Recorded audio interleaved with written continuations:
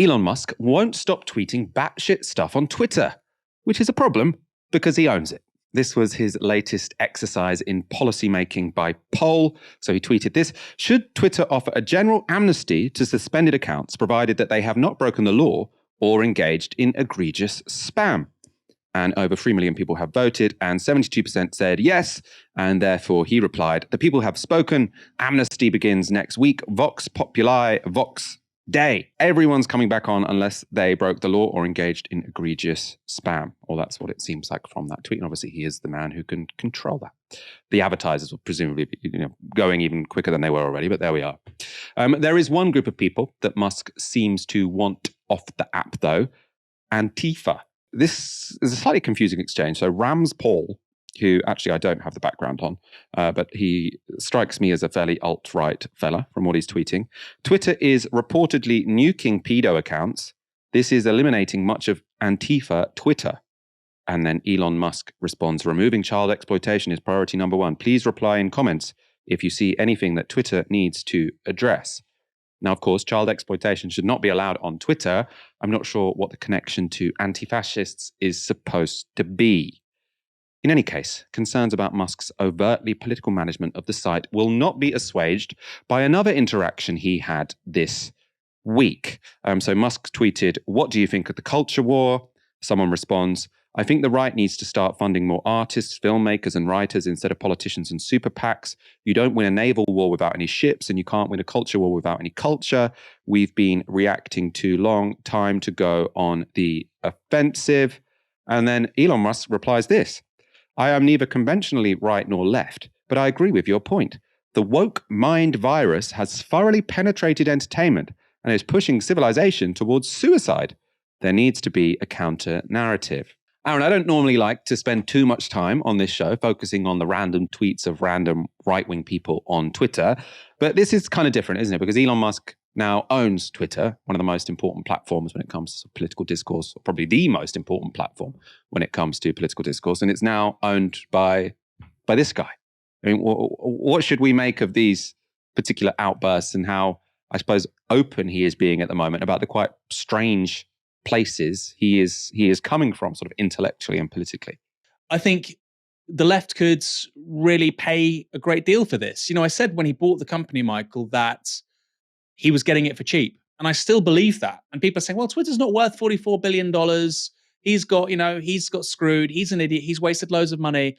The amount of influence owning Twitter buys you over politics, not just in the US, but basically across, the whole of the Western world, a couple of other countries too, India, Japan. You have huge numbers of users in Japan.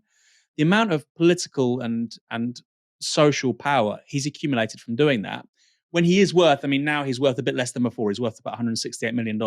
But still, it's a quarter of his worth. You don't need that much to live. He earns so much every day. It doesn't matter. It is a really, really, really major problem. And I think it's going to get worse over time. I think, the stuff about, Twitter's going to collapse, archive your tweets. I don't think that's the main takeaway here. I think it's going to be a major challenge now to a lot of people, a lot of us on the left as well, and a lot of legacy media. I think he's going to be willing to platform and discuss things which legacy media often doesn't, for a good reason as well. Hugely, hugely interesting. Hugely interesting. You can only see him really going into a confrontation with maybe, the American government over this, a Biden administration. But reality, they've got bigger fights to get on with, and they've got 2 years until the next election. Don't undersell it, and don't think the guy's an idiot, because personally, I don't think he is. I know we get lots of comments on the show every Friday when we talk about Elon Musk, and everybody says, he's well over his head. He doesn't know what he's doing. I wouldn't be so sure. I think he's got quite a clear agenda on this. I want to go to a sort of an analysis which was given on Twitter, of course, about a week ago, which got a lot of traction with people who are sort of in favor of what Elon Musk is doing on Twitter. So it's by Antonio Garcia Martinez. He's a former Facebook product manager turned tech commentator. What Elon is doing is a revolt by entrepreneurial capital against the professional managerial class regime that otherwise everywhere dominates, including and especially large tech companies. And that same PMCs, that's the professional managerial class, which includes the media, is treating it as an act of lèse-majesté. In Burnham's formulation, this new managerial class would supplant the former business-owning bourgeoisie and even capital itself as the elite ruling class. Most woke labor scandals in tech are an entitled middle management class at odds with founders. Elon simply defenestrating the entire HR regime, so human resources regime, the ESG grifters, I think that's probably equalities and I'm not sure actually. The Skittles hair people with mouse clicking jobs who think themselves bold social crusaders rather than a parasitic weight around any organization's neck is an intolerable overturning of the social order. Twitter must fail after the purge of such a former elite, for if Twitter does not fail, if in fact it manages to emerge stronger than before, then what sort of example would this set for every other organization similarly captured by the elite? Unthinkable. Aaron, I wanted your take on that. Elon Musk as class warrior, sort of the class of entrepreneurs and creators against the class of bureaucratic managers who are a sort of parasitic weight on the entrepreneurs. This idea as well goes back really to Peter Drucker. Peter Drucker is a theorist of management. He believes that management is a skill in and of itself and that it adds value to businesses. And, they don't necessarily have to be workers making the product. They might not be the entrepreneurs who, respond to consumer demand in new and innovative ways. There's something else, which is managing resources, they're managing people, they're managing innovation, and they're creating value through doing that. And that's a discernible skill. I agree with that, by the way. I think it's really important. When you engage with larger organizations, you can see the value of good management.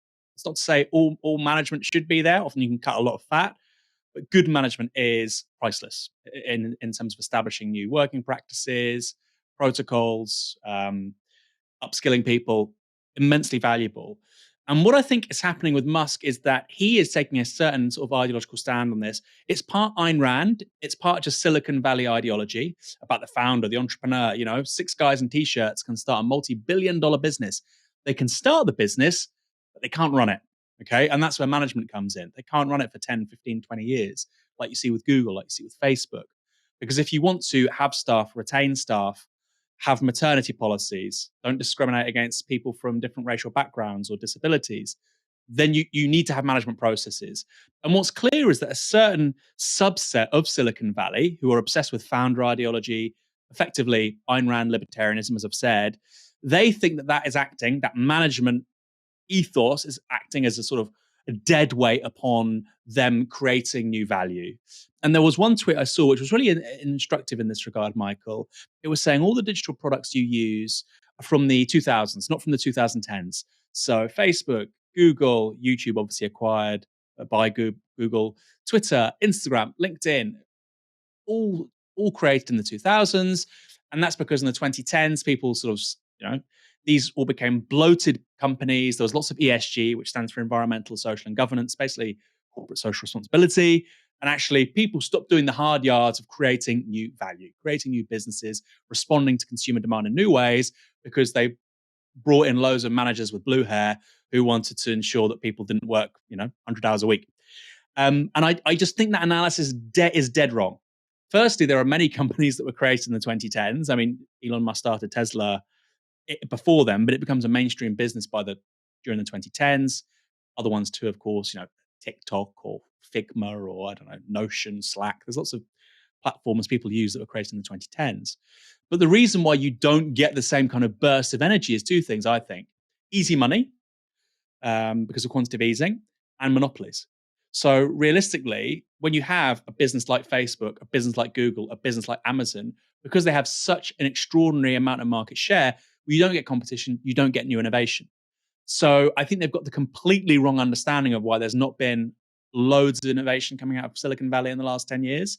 It's more about easy money and monopolies and oligopolies than it is about, the woke mind virus and management taking over.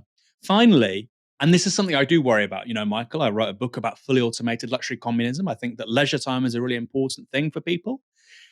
In the early 2010s, late 2000s, you had a book by a guy called Tim Ferriss, The 4-Hour Work Week. live the life of the new super rich, which was basically how do you become as productive as possible? How do you create processes whereby, you can work a couple of hours a day, 4 hours a week was a bit, polemical, but a few hours a day. And actually you can work a 20, 25-hour week and you can live a really good life. And that was the kind of dream for lots of people in and around the ambit of Silicon Valley. How can I, maximize revenues and not work as hard as maybe I have done for the last 5, 10 years?